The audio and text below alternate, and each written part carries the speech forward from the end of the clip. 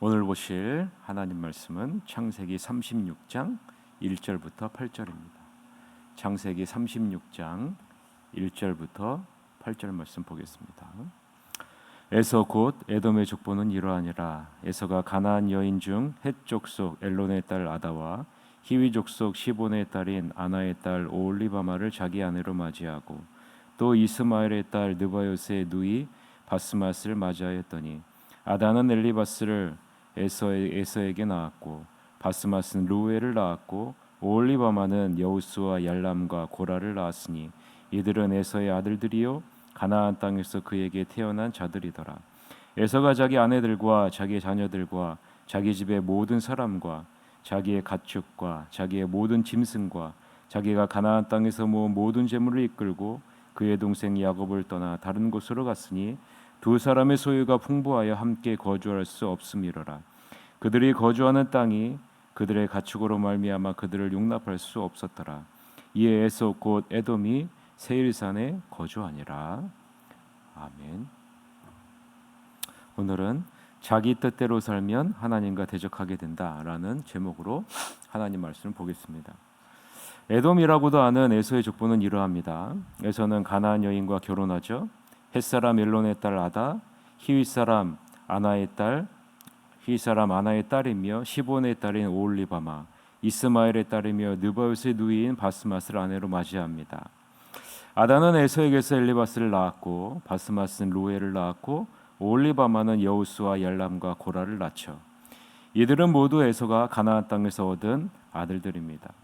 에서는 아내들과 아들, 딸들과 자기 집안의 모든 사람과 모든 가축, 즉 가나안 땅에서 얻은 모든 짐승과 재산을 거두어 자기 아우 야곱에게서 상당히 떨어진 곳으로 옮겨갑니다.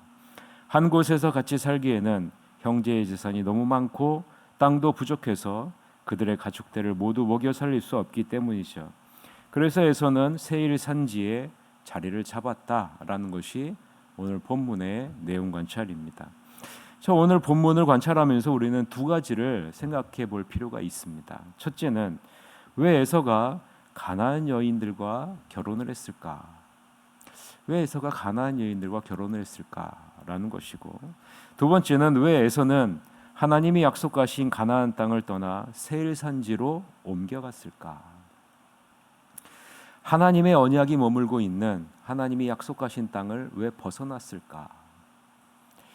여기서 우리가 주목해야 될 것은 에서의 이 선택이 에서와 하나님과의 관계가 어떠한지를 보여주는 단적인 증거라는 것입니다. 에서가 하나님을 어떻게 생각하고 있는지를 보여주는 것이 바로 에서의 선택이라는 것이죠. 하나님의 말씀, 언약의 자손이 누리는 축복에 대해 에서가 어떻게 생각하고 있는지를 단적으로 보여주는 예가 바로 에서의 선택이라는 거죠. 그럼 우리에게 한번 적용해 봅시다. 우리의 선택, 우리의 행동이 무엇을 반영한다는 겁니까? 하나님과 나와의 관계, 내가 하나님을 어떻게 여기는지를 보여주는 잣대가 된다라는 것입니다. 나의 말과 나의 행동, 나의 선택이 내가 하나님을 어떻게 여기고 있는지, 하나님과 나와의 관계는 어떠한지를 보여주는 중요한 잣대라는 거죠. 우리가 예배를 어떻게 생각하고 있는지, 하나님을 어떤 존재로 여기고 있는지를 보여주는 구체적인 증거가 우리의 말과 행동과 선택이라는 겁니다. 여러분, 이것을 잊으시면 안 됩니다. 나는 하나님을 어떻게 여기고 있을까? 나는 하나님과 어떤 관계를 맺고 있는가? 이것을 우리의 선택을 통해서 나타내고 있다는 겁니다. 저는 여러분에게 하나님의 마음을 담아 공고합니다. 이 자리에 나온 여러분뿐만 아니라 이 말씀을 듣는 여러분, 그리고 여러분의 자녀들을 한 가지는 반드시 잊어먹으면 안 돼요. 그것은 주일 예배는 절대로 빠지면 안 됩니다. 주일 예배는 여러분이 하나님을 어떤 존재로 여겨주는지 보여주는 중요한 잣대이기 때문에 그런 겁니다. 하나님보다 나에게 더 중요한 것은 없습니다. 그러므로 어떤 이유도 정당화될 수 없습니다. 예배를 빠지는 어떤 이유도 정당화될 수 없는 거예요. 그런 절대로 주일 예배만큼은 빠지지 마시고 하나님과의 관계를 온전히 세워나가는 여러분이 되시길 바랍니다. 에서는 가나안 땅에서 3명의 아내와 결혼했고 5 아들을 얻습니다. 에서가 결혼한 첫 번째 여인은 가나안 여인 중 헷 족속 엘론의 딸 아다입니다. 여러분, 가나안 족속 중에 헷 족속은요 상당한 세력을 가진 족속입니다. 아다라는 이름의 뜻은요 장식이라는 뜻입니다. 아름다운 장식으로 화려하게 꾸민 아름다운 여인이라라는 의미를 담고 있는 거죠. 자, 에서가 아내를 선택하는 기준과 이유를 여러분이 발견하셔야 된다라는 겁니다. 자기가 살고 있는 가나안 지역에 상당한 세력을 갖고 있는 헷 족속과 결혼함으로 자기의 세력을 확대하려고 하는 것이 에서의 계획이겠죠. 또한 에서가 선택한 여인은 눈에 보기에 눈부시도록 아름다운 여인이었습니다.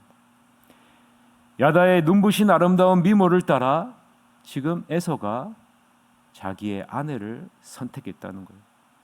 야다가 가나안 우상을 섬기는 것, 어떤 신앙을 가지고 있는지, 여호와 하나님을 경외하는 신앙을 가지고 있는지는 전혀 고려의 대상이 아니라 그저 자신의 육체적인 감각에 끌림, 이것을 의존해서 아내를 선택했다라는 거죠. 자, 에서의 두 번째 아내인 히위 족속 시본의 딸인 아다의 딸 오홀리바마도 마찬가지입니다.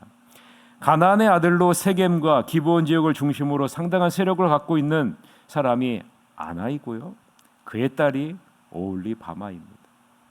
그 내용이 15절서부터 18절에 기록되어져 있는데 같이 한번 읽읍시다. 창세기 10장 15절서부터 18절인데 제가 읽을게요. 들어보세요.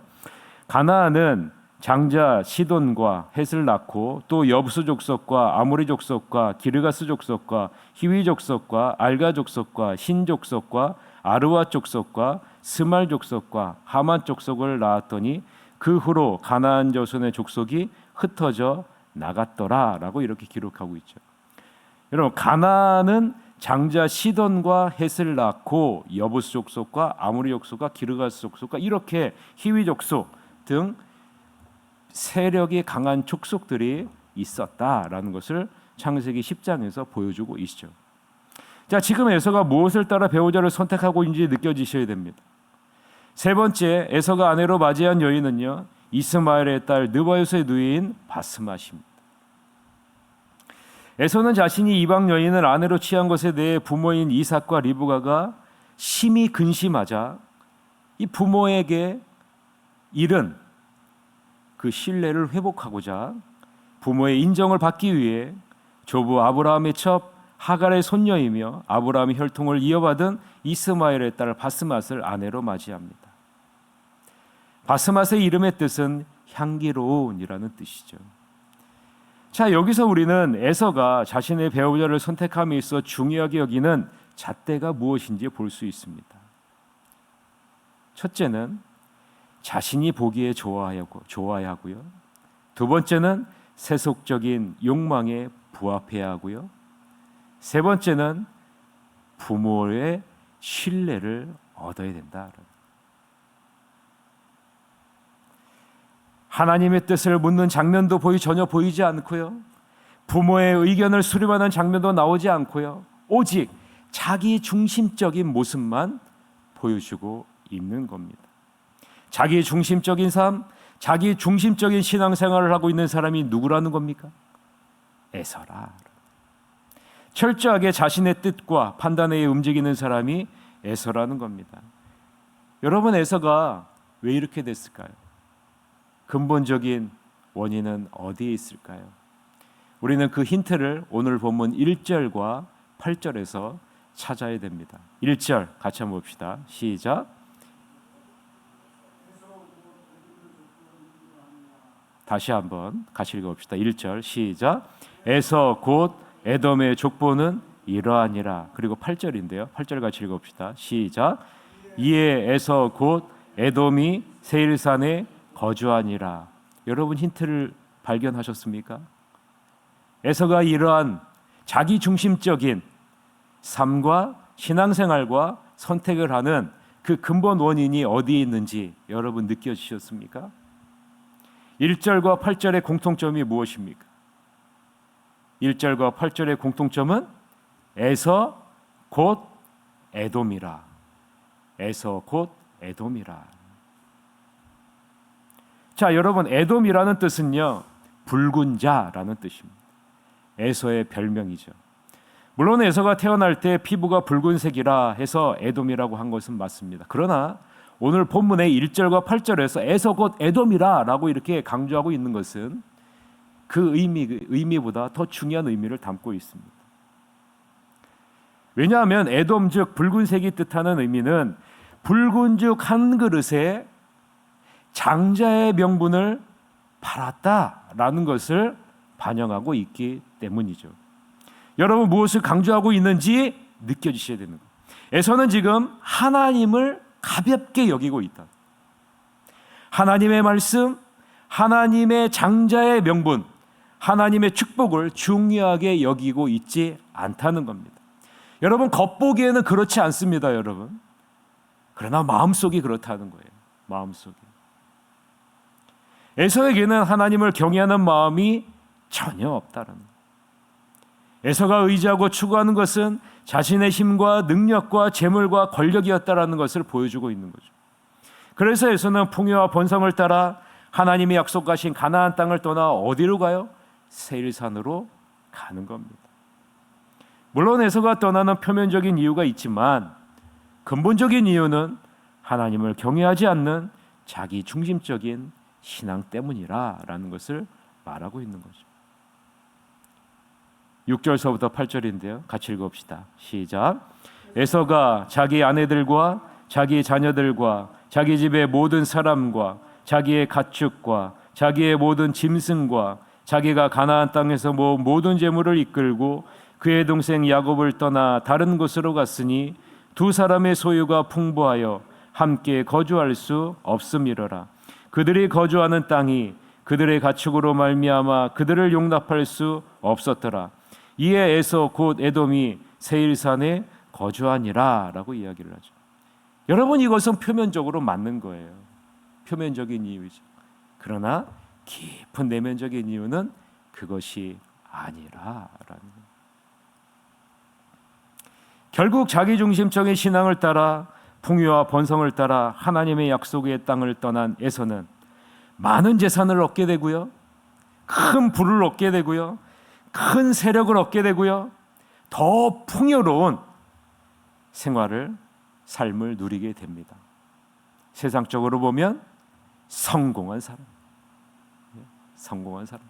모든 사람들이 보고 부러워할 만한 사람이 바로 에서입니다. 그런데 가장 중요한 것 하나가 있어요. 그것은 하나님의 언약에서 완전히 멀어진다라는 거예요.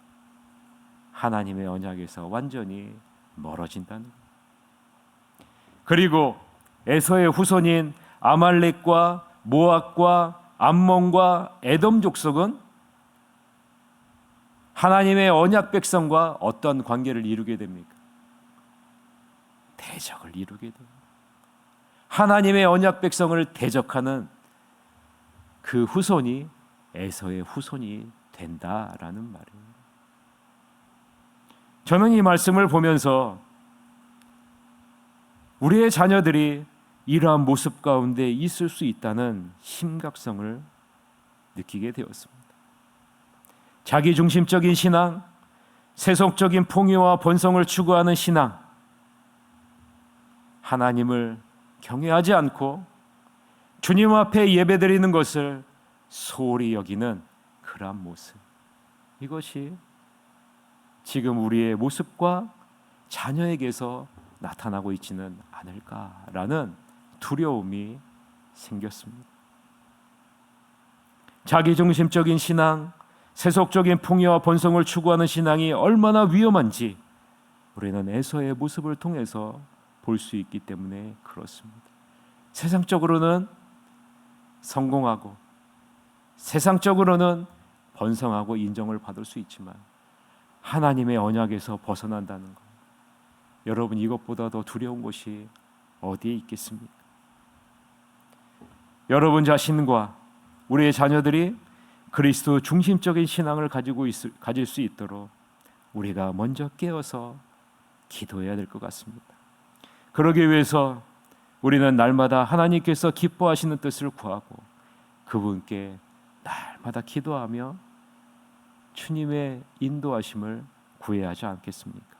아무쪼록 내 중심이 아니라 주님이 나의 삶의 중심이 되어 주님의 영광을 드러내는 아름다운 삶으로 나아가는 여러분과 여러분의 자녀가 되시기 주님의 이름으로 간절히 축원합니다.